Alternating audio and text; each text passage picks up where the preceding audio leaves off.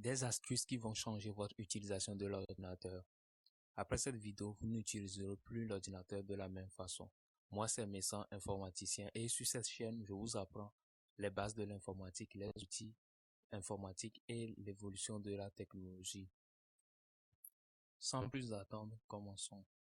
Et si vous entendez ma voix qui est un peu bizarre des fois, c'est juste que je me sens pas très bien, mais passons. Astuce numéro 1. Récupérer des données supprimées. Il arrive souvent que lorsque vous supprimez des données, vous ne vérifiez pas la corbeille et après un certain temps, lorsqu'on veut supprimer pour libérer de la place, on fait seulement vider la corbeille, on vide tout l'ensemble sans même se soucier de ce qui se trouve dans la corbeille. Mais en faisant ça, il se peut qu'il y a des données qu'on veut récupérer, mais qu'on l'a supprimé par erreur. Et lorsque vous videz la corbeille, vous n'avez plus accès à ces données. Lorsque cela se passe, ça devient vraiment frustrant. Qu'est-ce que vous allez faire pour remédier à ça? Vous allez simplement aller dans votre navigateur, vous écrivez Recuva. Qu'est-ce que c'est que Recuva? Recuva est un logiciel qui permet de retrouver des données que vous avez déjà supprimées, même dans la corbeille. Vous voyez, c'est le site. Il vous suffit seulement d'installer ça, vous scannez et vous allez retrouver vos fichiers. Ça fonctionne à peu près de la même manière qu'un antivirus. Vous allez simplement l'installer et scanner votre ordinateur. En plus de ça, en fait, il n'y a pas grand-chose à faire. Vous allez simplement récupérer vos données. Il y a une version gratuite et une version payante. Donc, c'est pas difficile, c'est assez simple à utiliser. Mais si vous avez des difficultés, n'hésitez pas à poser des questions dans les commentaires. Je vous aiderai pour ça. Astuce numéro 2. Celui-ci va vous permettre de réduire tout ce que vous allez faire d'une manière assez efficace et sans même vous prendre la tête. Vous n'allez pas venir ici et faire réduire. Non. Ce que vous allez faire, c'est souvent utile lorsque vous travaillez avec plusieurs programmes ouverts. Vous allez simplement venir dans le coin ici. Vous voyez bien là le curseur. Vous venez dans le coin en bas et vous cliquez dans le vide. Vous allez voir que ça réduit tout ce que vous faites. Ou si vous trouvez ça long, vous n'avez qu'à appuyer sur la touche Windows et puis D. Et vous allez réduire l'ensemble. Pour ceux qui sont sous Mac, généralement pour les choses, enlever la touche Windows et remplacer cela par commande. Maintenant, faisons place à l'astuce numéro 2 en lui-même.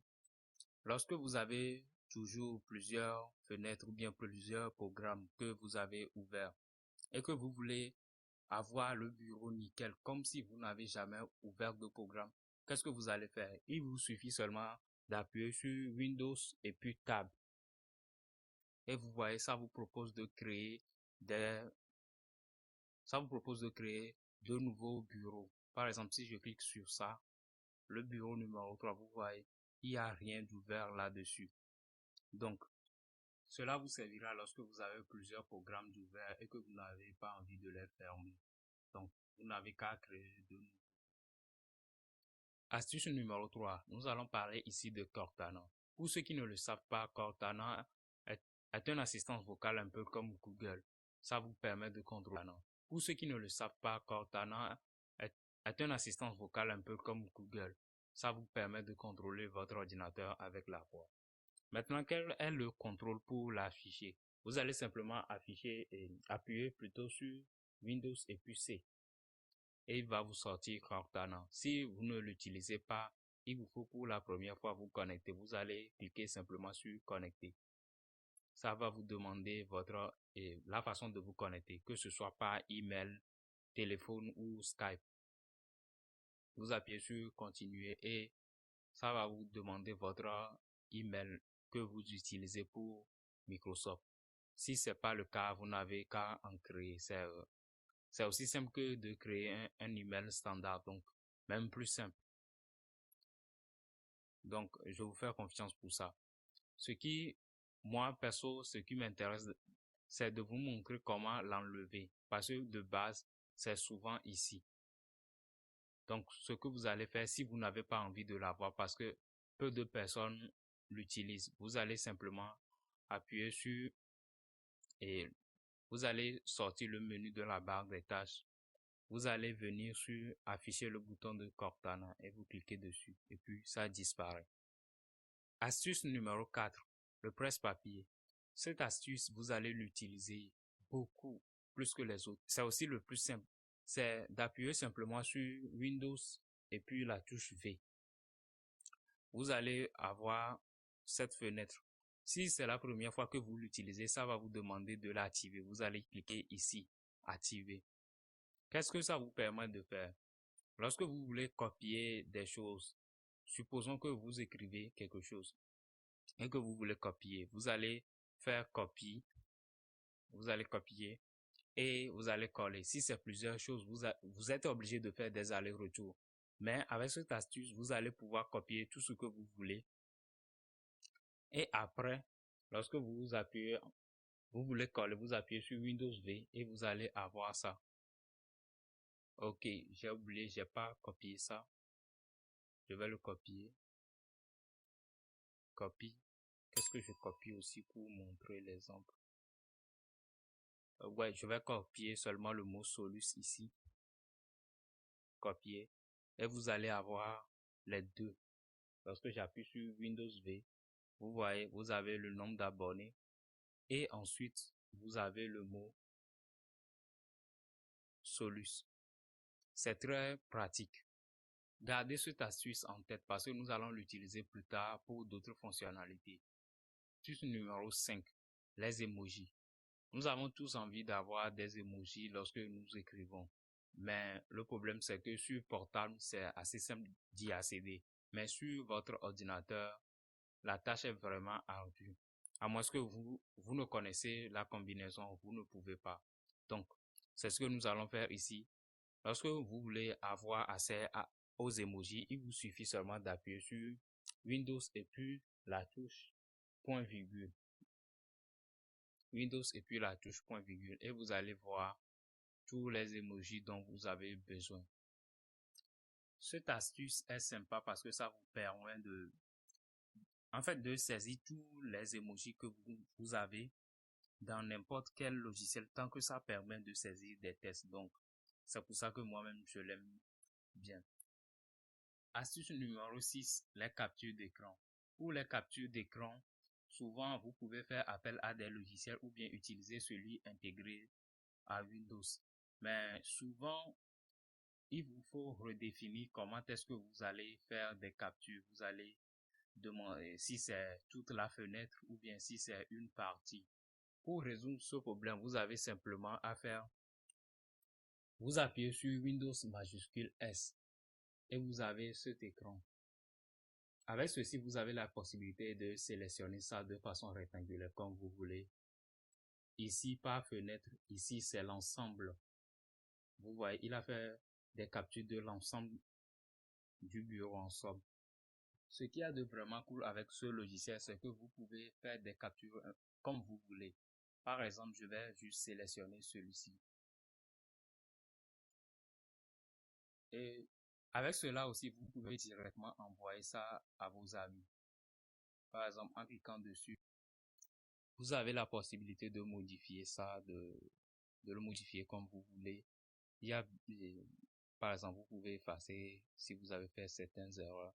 Il y a beaucoup de choses à vous d'explorer ça. Et ce qui m'intéresse le plus, c'est lorsque vous faites des captures de cette manière, vous pouvez directement l'avoir. Lorsque vous faites des saisies, vous pouvez faire Windows V. Vous vous souvenez du presse-papier? Eh bien, le plus simple, c'est de cliquer sur l'image et vous allez la voir directement. C'est pour ça que je vous ai dit que le presse-papier, vous pouvez l'utiliser dans plusieurs circonstances. Et ceci en est une. Astuce numéro 7. Ranger son bureau.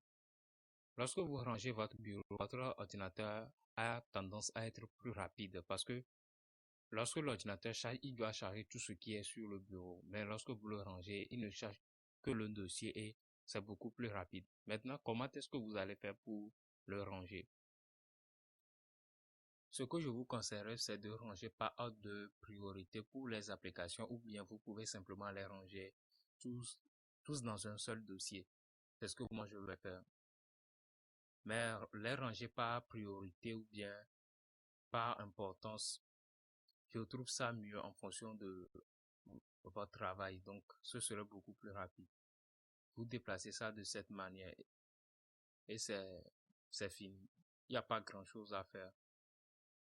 Maintenant, ce que je voudrais vous montrer qui est vraiment magique, sympa avec, c'est juste, vous pouvez rendre le dossier ici. Vous pouvez le rendre invisible pour que les gens ne puissent pas le voir. Vous allez simplement renommer le dossier. Vous le renommez. Mais en faisant ça, appuyez sur Alt et saisissez 255. Vous voyez, le nom a disparu lorsque j'accepte et c'est ça ici. Oui, ce sont mes fichiers. Vous voyez que le nom a disparu. Maintenant, il reste que l'icône même du dossier. Vous allez simplement venir sur propriété.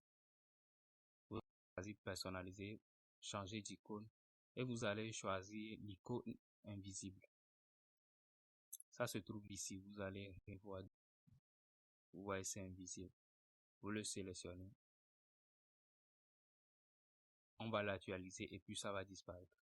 Mais lorsque vous venez ici, vous voyez qu'il y a quelque chose, mais personne ne peut mettre la main dessus. Donc, ça peut être problématique aussi. C'est bien de faire ça, mais parfois vous pouvez oublier. Si vous le faites dans un dossier, vous pouvez oublier que vous avez caché un dossier ou bien vous avez créé un dossier invisible dans votre dossier principal. Donc, faites attention lorsque vous utilisez. Astuce bonus pour terminer. Lorsque vous voulez ouvrir des onglets, on va fermer ça d'abord. De nouvelles onglets. Vous n'avez pas forcément besoin d'aller ici et cliquer. Lorsque vous saisissez en même temps, vous pouvez appuyer sur CTRL-T et ça vous ouvre et vous continuez toujours par saisir dans la nouvelle onglet. Si vous appuyez sur CTRL-W, vous fermez immédiatement l'onglet.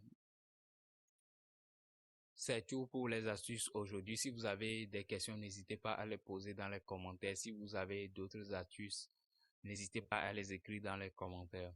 Si vous avez aimé, n'hésitez pas à liker et à partager. Ça aide beaucoup la chaîne dans le référencement.